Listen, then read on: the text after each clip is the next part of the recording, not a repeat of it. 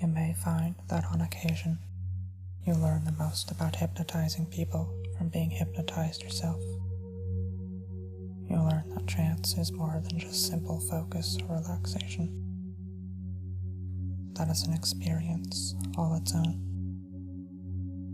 In the trance you're about to enter, you will deeply consider what it means to be hypnotized at the deepest levels of your mind. I, of course, will do my best to introduce other valuable skills for hypnosis, such as trust building and creativity. All important information, but all things that you don't have to consciously worry about, as my words are taken in by both areas of your mind.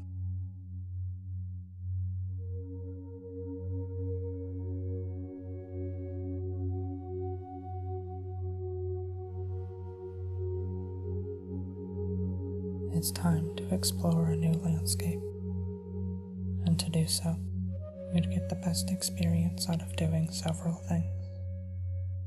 Finding a place that's comfortable, but not too comfortable. Trust me when I say, hypnosis doesn't work better when you're sleeping. Not in the literal sense, at least. But it does work better when you're trusting. So, I ask that you trust me as your guide. I won't harm you, and if you think I will, you can skip through this file to find its inner contents. I'd suggest this for any subject entering a new file, but I'll also tell you this. Even down the deepest you can go into trance, your mind is still capable of rejecting suggestions that you don't agree with. With those things said, I've done the best I can to aid your trust in my words.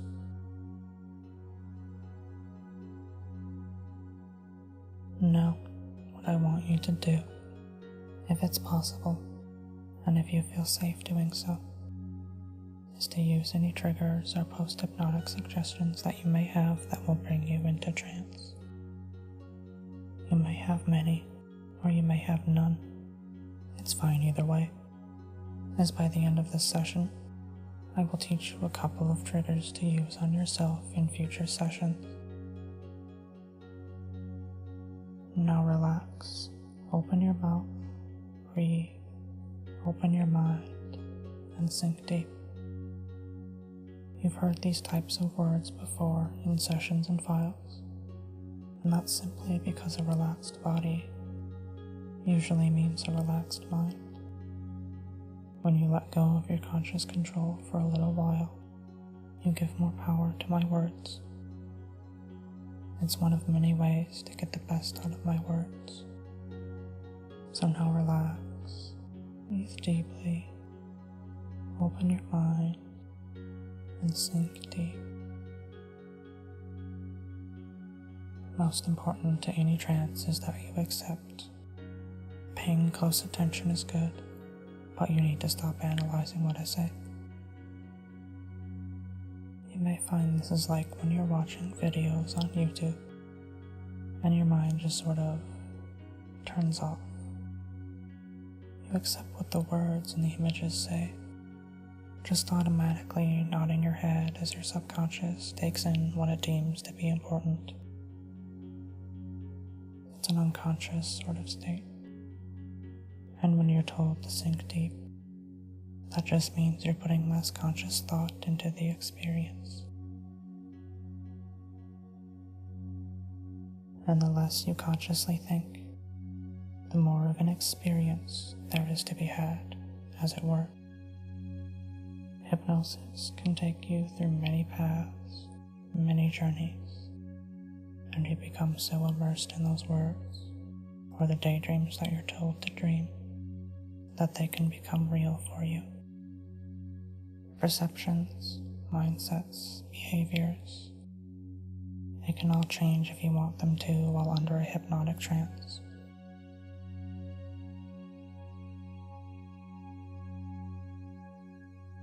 Now, I'm going to tell you to sink deeper.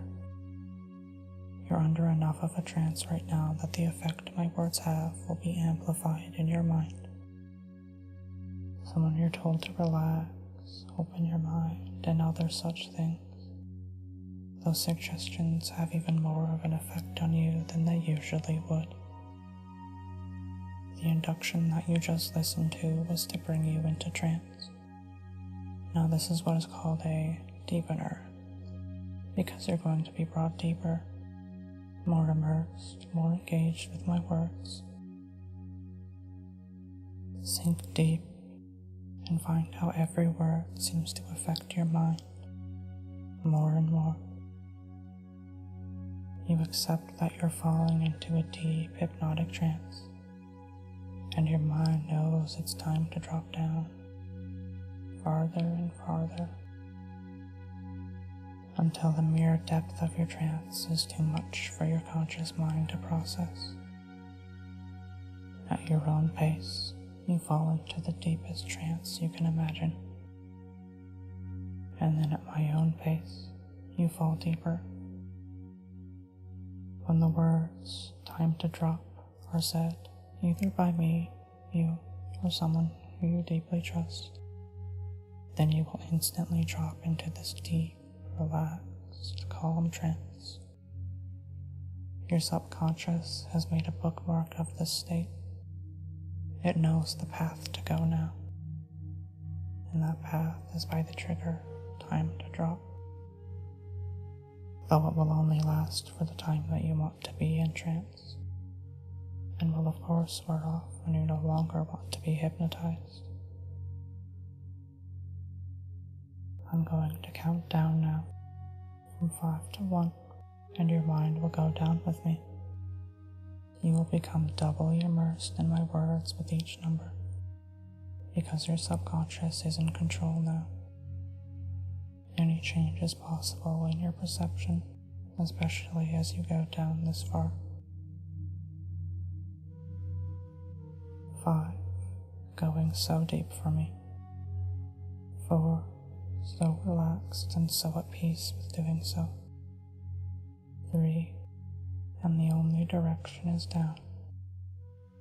2, ready, eager, because you know it's 1, time to drop.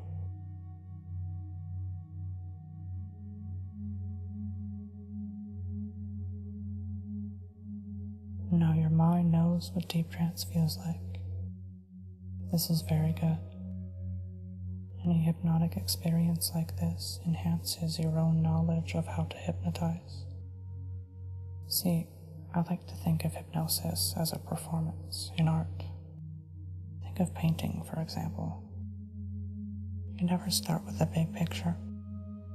You only know the smaller components, how to draw the lines and shapes, what colors to use. And then you create the big picture with all those smaller pieces of knowledge, making something beautiful out of many mundane components. Inductions are the most important component of any hypnotic performance. The big picture will always revolve around if and how far you can drop someone into trance. Not all inductions are created equally. Some work better on certain types of subjects. Analyticals generally favor conversational and logical styles of induction, much like the one that I used in this file. Daydreamers or visualizers most often prefer living out fantasies in inductions performed on them. If you can get someone immersed in a daydream, you will often get far more powerful effects once you start the meat of the hypnotic suggestions.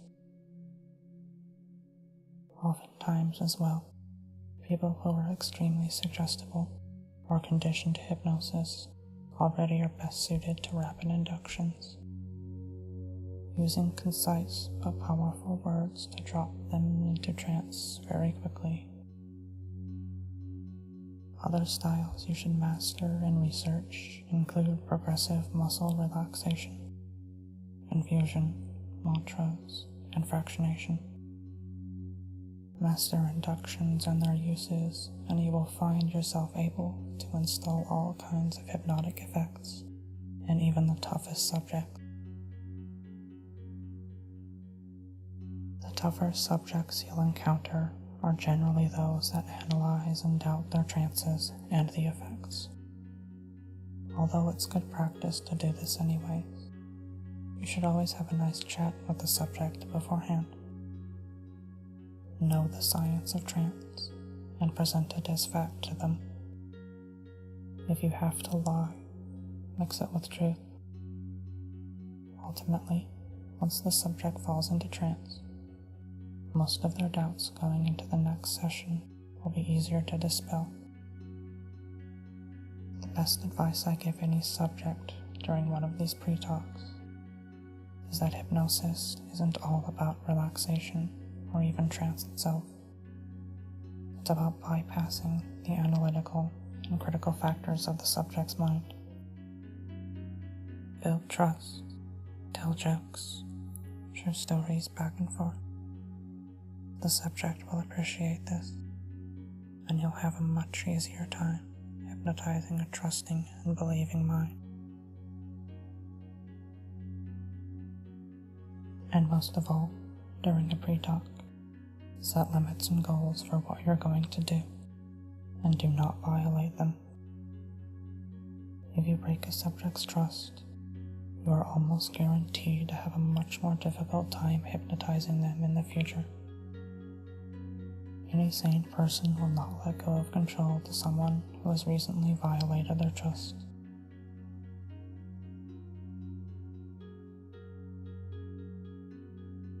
Now let's review what I've taught your subconscious mind. I brought you under trance to experience hypnosis firsthand. I then encouraged you to learn inductions and hypnotic language. And I taught you some basic do's and don'ts of pre-session talks. You'll notice I never talked about what you should do in the meat of the suggestions. So long as you keep it safe and sane, you can attempt to do practically anything with a tranced mind. Hypnosis can change perception and mindsets. It can even make you hallucinate if done correctly. Just make sure the subject is woken up and then cared for after you do so.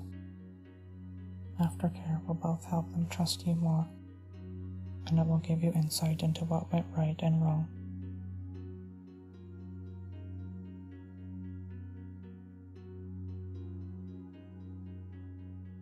You should now have a pretty good idea of what to do while hypnotizing people. My goal in this session has thus been completed. Though you are free to return to this file if you ever find yourself wanting to glean more knowledge from its contents. You now can return to the waking world, guided by a simple counting up and then awakening trigger. When you, I, or anyone you trust with your mind snaps their fingers and says the word wake, your subconscious can associate those sounds with wakefulness, and your conscious mind can become fully aware once again. Counting up to it now. 1, 2, pondering and reflecting on what I have revealed to you during this session. 3, 4, once again ready to return to your waking life. 5, 6, wake. And I do hope you can put these suggestions to good use.